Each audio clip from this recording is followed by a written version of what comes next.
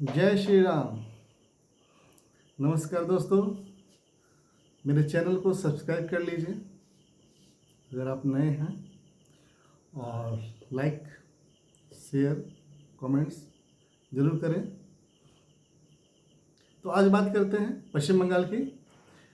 आज पश्चिम बंगाल में वो हुआ जो 15 साल में ममता बनर्जी नहीं कर पाई। आज एक दिन में, और भारतीय जनता पार्टी की सरकार आते हुए मात्र 30 दिन हुए, शुभेंदु अधिकारी ने ऐसा क्या जादू कर दिया कि 30 दिन के अंदर रेलवे मिनिस्टर आए और 1 लाख करोड़ रुपए की रेलवे प्रोजेक्ट के लिए आवंटित कर दिया। ये बंगाल की सबसे बड़ी खुशखबरी और भारत देशवासियों के लिए एक नई सौगात लेके आई है। तो आज इसी पे चर्चा करेंगे कि ये हुआ कैसे। कहाँ 15 साल में ममता बनर्जी केंद्र से सिर्फ टकरार और सिर्फ उलूल जुलूल बातें, ये सब करने के बजाय अगर वो ध्यान देती, लोगों के लिए भलाई सोचती, तो आज पश्चिम बंगाल काफ़ी पहले ही ये सब चीज़ आगे बढ़ गया होता। वहाँ रेलवे इंफ्रास्ट्रक्चर बहुत कमज़ोर है। गैस का जो खोज हुई थी वो भी काम शुरू नहीं किया गया था। बहुत साल पहले की एक कहानी है टाटा कंपनी की, जो नैनो कार के लिए वहाँ पे फैक्ट्री लगाया गया था। ममता बनर्जी ने खूब उसके आंदोलन किए, उसे भगाने की पूरी कोशिश की, यहाँ तक कि कोर्ट में भी मामला गया, परंतु मामला तो जीत उन्हीं का हुआ। फिर भी ममता सरकार नहीं चाहती थी यहाँ कोई फैक्ट्री लगे। टाटा कंपनी को ले जाया गया गुजरात। आज गुजरात में भी अच्छे से चल रही है फैक्ट्री, परंतु ममता बनर्जी क्यों नहीं चाहती। काफ़ी फैक्ट्रियाँ, शुगर मिल, ऑयल मिल, ऐसे कई से मिल हैं जो बंद हो गए हैं। गन्ना का वहाँ पर होता था प्रोडक्शन, वो भी बंद हो गया है। बहुत सारे जगह पे ऐसा देखा जाए तो छोटी छोटी इंडस्ट्रीज़ जो है, जो गवर्नमेंट इंडस्ट्रीज़ थी, वो सब बंद हो गई पिछले 15 सालों में। और उससे पिछले की सरकारों ने भी ऐसा ही किया। और वहाँ की पब्लिक लोगों को पश्चिम बंगाल से मजदूरी करने के लिए दूसरे राज्यों में जाना पड़ता था। तमिलनाडु हो गया, महाराष्ट्र हो गया, दिल्ली हो गई, मुंबई, नासिक, जम्मू कश्मीर, यूपी, ऐसे बड़े बड़े सिटी में जाके वो लोग रोजगार दिहाड़ी क्या करते हैं। परंतु पश्चिम बंगाल में अगर ये सब आता, रोजगार आता, फैक्ट्रियाँ लगती, तो आज जो लाखों लाखों के लोग बाहर जाते हैं काम करने के लिए, उसकी संख्या भी कम होती। तो ममता बनर्जी ये सब नहीं सोची। और खैर, जो जैसा करता है वैसा पाता है। तो केंद्रीय मंत्री, रेल मंत्री कोलकाता मेट्रो के लिए एक बेहद बड़ा महत्वाकांक्षी ऐलान किए। केंद्र सरकार मेट्रो और नेटवर्क की पूरी तरह से आधुनिकीकरण बनाने के लिए प्रतिबद्ध है, और क्योंकि देश के इकलौते ऐसा मेट्रो सिस्टम है जो सीधे भारतीय रेल से संचालित करती है। 5 साल में इसे 60 आधुनिक ठीक है, नेक्स्ट जनरेशन ट्रेन जैसे शामिल किए जाएंगे। इसमें कुछ बुलेट ट्रेन के लिए भी है, इसमें बुलेट ट्रेन भी चलने के लिए बात हुई है। ये बुलेट ट्रेन आपको दिल्ली से लखनऊ, कानपुर, प्रयागराज या मतलब इस रूट को फॉलो करते हुए पटना, और पटना से फिर सिलीगुड़ी, पश्चिम बंगाल के वो लास्ट बॉर्डर है जो बांग्लादेश से सटे हुए हैं, सिलीगुड़ी, वहाँ तक के लिए ये रेल परियोजना किए जाएंगे। बीते कुछ वर्षों में ऐसे चर्चा काफ़ी हुई, परंतु इस कार्य को पूरा नहीं किया जा सका। मगर आने वाले जो वर्ष हैं इस पे काम तेज़ी से होगा और कोशिश किया जाएगा कि जितना जल्दी हो काम शुरू कर दिया जाए। उधर मुंबई, पुणे, गुजरात तक के लिए मेट्रो, ये बुलेट ट्रेन के लिए बहुत सा काम तेज़ी से चल भी रहा है। बहुत से टनल का काम कर लिया गया है और लगभग 1 साल के बाद बुलेट ट्रेन देखने के लिए भी उधर मिल जाएगा। तो महाराष्ट्र से चलेगी। और इधर पश्चिम बंगाल में जो है और भी ऐसे ऐसे कार्य किए जा रहे हैं जिससे शुभेंदु अधिकारी की तारीफ हो रही है। जो स्पीड है बहुत तेज़ी है। तो अब उसके साथ साथ रेलवे में और भी जो आपको 1 लाख करोड़ रुपये इन्वेस्ट जो आ रहा है उसमें कॉरिडोर भी बनाया जाएगा, जहाँ रेलवे के इंफ्रास्ट्रक्चर को अच्छे से तैयार किया जाता है, जहाँ होल्डिंग रूम होता है और जहाँ रेल को ठीक से मॉडिफाई किया जाता है या उसमें कुछ खराबी तकनीक आ जाता है तो उस सबको भी ठीक करने के लिए जो एरिया है वो सबको भी अच्छा डेवलप किया जाएगा।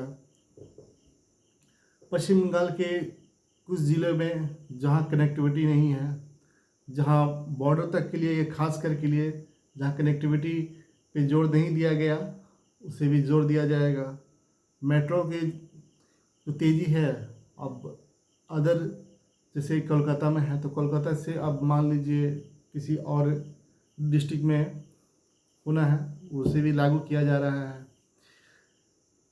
तो ये तो हो गया रेलवे की कहानी।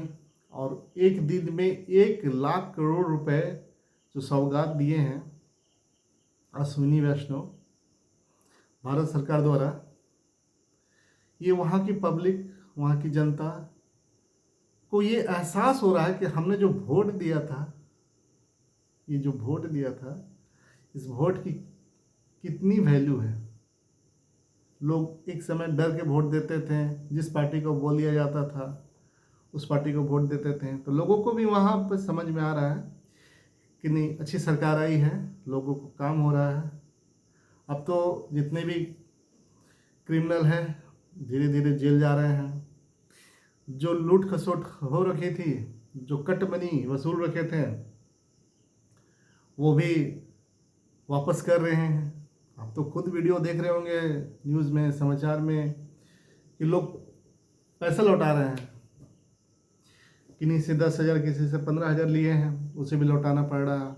जान रहे हैं कि नहीं लौटाएंगे तो आगे रोड पे चलना मुश्किल हो जाएगा। टीएमसी के जो भी नेता हैं जहाँ भी निकल रहे हैं उनका विरोध हो जा रहा है। कभी उन पे अंडे फेंक दिया जा रहा है, तो कभी चोर का सामना करना पड़ रहा है, तो कभी काले झंडे दिखाए जा रहे हैं। और ऐसे काफ़ी नेता लोगों के साथ हुआ है। कम से कम तो ऐसे देखा जाए तो कम से कम 8-10 लोगों के साथ ऐसा हुआ है, जिसमें 2 न्यूज़ तो सबसे ज़्यादा फेमस हुआ था, कल्याण बनर्जी के लिए, अभिषेक बनर्जी के लिए, क्योंकि ये दोनों ऊंचे स्तर के नेता थे, मंत्री थे। परंतु उसके नीचे जो छुटपुट जो सांसद थे जो हार चुके हैं, या फिर वॉलेंटियर थे, या फिर मतलब टीएमसी से जुड़े जो भी गुंडे थे, उन सब को पब्लिक का विरोध का सामना करना पड़ रहा है। और वो लोग घर से निकलने के लिए भी अब उन लोगों को सोचना पड़ रहा है। कहते हैं ना कि वोट की ताकत को अगर कोई समझ ले तो काफ़ी परिवर्तन आ सकता है, और एक अच्छी सरकार की उम्मीद थी जो आ गई है। अब आजकल ममता बनर्जी के बारे में भी देखने को मिल रहा है टीवी पे कि पहले मस्जिद की बारे में ज़्यादा तारीफ किया करती थी, नमाज पढ़ने का बोले करती थी, हिंदुओं को गाली दिया करती थी, जय श्री राम से नाते से चिढ़ था। आजकल कुछ अलग अलग चल रहा है। अब तो पछतावा हो रहा है कि दिखावा हो रहा है। हाल ही में तो कल ही काली मंदिर में गई, कालीबाड़ी के काली मंदिर में गई, और उनका पहलू देखिए। ऐसा है कि पहले लोग रास्ता से लोग हट जाया करते थे, दूर से कैमरा, फोटोग्राफर, मीडिया उनके पीछे पीछे घूमता था। आज देखिए कोई नहीं है उनके पास, सब कोई मतलब नहीं है। एक मैंने वीडियो देखा न्यूज़ में कि वो मंदिर जब घुस रहे थे तो लोग रुक ही नहीं रहे थे उनके लिए कि आप चढ़ जाइए, पहले आइए आइए ममता बनर्जी, आइए मुख्यमंत्री, पूर्व मुख्यमंत्री जी। या कोई आमान नहीं, कोई संस्कार नहीं, कोई सत्कार नहीं, कोई कुछ नहीं।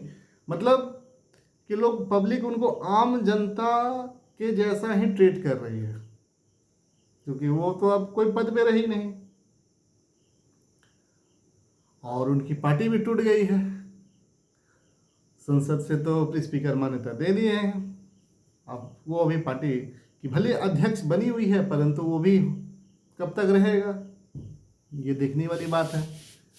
परंतु संवैधानिक पद पे अब नहीं है, तो पब्लिक भी खुश है। मंदिर से कोई भी उतर रहे हैं तो कम से कम उनके एक सम्मान के लिए होता है कि रुक जाते हैं कि आने दीजिए। वो भी नहीं, उनके पीछे जो चार लोग थे उनको बोलना पड़ रहा था, दाढ़ी दाढ़ी रुक जाओ। अब ममता बनर्जी को बोला कि तुम ही जा, आगे बढ़ो, चलिए आप भी। तब बेचारी जा रही है, माँ काली के पास हाथ जोड़ रही है। अरे ये हाथ जोड़ने वाली तो पहले होनी चाहिए थे। अब करके क्या फायदा। तो कहते हैं ना कि घूम फिर के आदमी कहाँ कहाँ, मक्का मदीना काबा और नमाज, हिंदू धर्म गंदा है, जय श्री राम क्यों बोल रहे हो, ये भारतीय जनता पार्टी है, ये हिंदू धर्म के बारे में ना जाने कैसे कैसे कमेंट उनके सांसद किया करते थे। और ममता बनर्जी की जो सोच थी वो एकदम जिहादी वाली, जिसको कहते हैं ना जिहाद, समझिए कि वो मानसिकता तक उनके अंदर आ चुका था, और अभी है, परंतु अब पद में नहीं है तो शांत है। नहीं तो बांग्लादेश से घुसपैठिए आ रहे थे, क्या उनको पता नहीं था? उनके सांसद लोग बोलते थे कि घुसपैठिए के मुद्दे उठा रहे हैं बीजेपी, भारतीय जनता पार्टी, इस पे हम लोग को विचार करना चाहिए, मीटिंग करनी चाहिए। तो ममता बनर्जी का जवाब आता था कि ये प्रोपोगेंडा है, भारतीय जनता पार्टी का प्रोपोगेंडा, ऐसा कुछ नहीं है, ऐसा कुछ नहीं है। उनके पार्टी वाले को भी विश्वास करना पड़ता था, उन लोगों को, पार्टी वाले को भी कुछ आवाज़ नहीं उठा पाते थे। ऐसा ऐसा पार्टी में भी, मतलब आप लोग को ज़्यादा बताएंगे तो वीडियो लंबा हो जाएगा, उसके लिए कभी हम और दूसरे वीडियो बता देंगे कि कैसा डर का माहौल है, कैसा भय था। तो ये हर बुराई का अंत आता है। इसीलिए कहा जाता है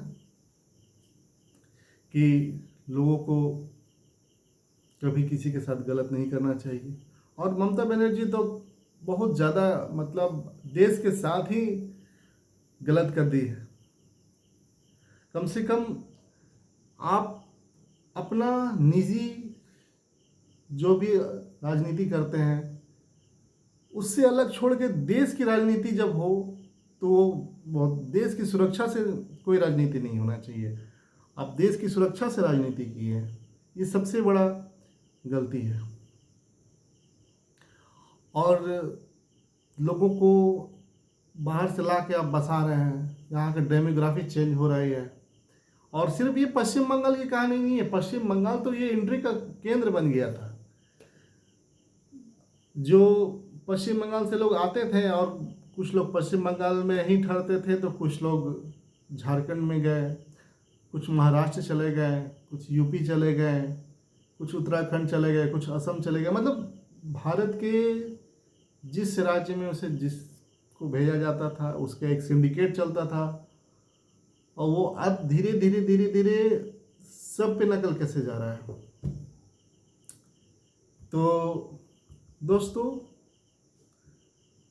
आगे आगे देखना है कि क्या होता है। ममता बनर्जी पे भी एफआईआर हो गया है, और वो भी देशद्रोह का पॉस्को एक्ट के तहत।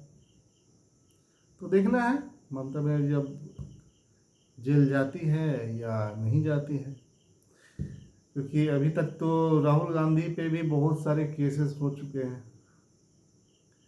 तो हमारा संविधान के अनुसार तो अगर कोई आम इंसान है तो उसको जेल में तो तुरंत डाल दिया जाता है, परंतु कोई नेता हो तो उसको कोर्ट से बेल भी मिल जाती है, चाहे निचली अदालत से मिले चाहे हाई कोर्ट से मिले। जब दोनों कोर्ट से नहीं मिलता तो सुप्रीम कोर्ट तो एकदम दयावान है, वो भी दे देते हैं।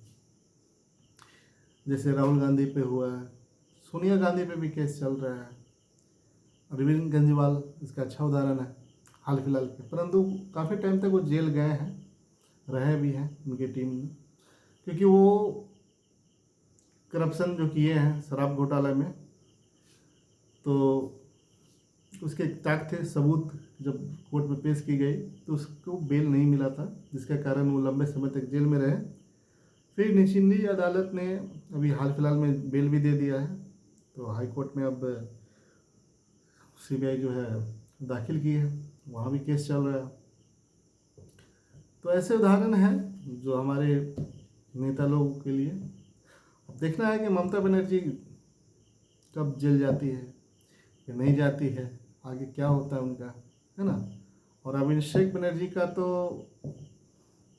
उन पे भी केस हो गया है, अब वो भी कब जा रहे हैं जेल, है ना, तो उसको भी देखना है। परंतु ये है कि भारतीय जनता पार्टी 30 दिन में जो काम की है वो 5 साल 7 साल 10 साल में भी तृणमूल कांग्रेस नहीं कर पाई। सिर्फ रेलवे की बात नहीं कर रहा हूँ, घुसपैठियों को हो गया, बॉर्डर में फेंसिंग लगाने के लिए ज़मीन देना बीएसएफ को, ये तो सबसे बड़ा, ये तो समझिए कि जब से राजनीति हुई है पश्चिम बंगाल की शुरू हुई है, जब से 1971 के बाद से बंटवारा हुई, तब से लेकर आज तक एक सबसे बड़ा ये टॉपिक था, ये मुद्दा था कि पश्चिम बंगाल में घुसपैठियों का आना बंद कब होगा, जिसके कारण बहुत सी समस्याएं उत्पन्न हो रही है। तो भारतीय जनता पार्टी के आने के मात्र 3 से 4 दिन के अंदर ज़मीन अलॉट कर दिया गया, और कहा गया कि 45 दिन के अंदर सारा काम कंप्लीट हो जाएगा। वो भी हो गया, डिटेक्शन सेंटर बन गया, मुर्शिदाबाद, मालदा और अन्य डिस्ट्रिक्ट में भी बनना शुरू हो गया है, घुसपैठियों को भगाना शुरू हो गया है।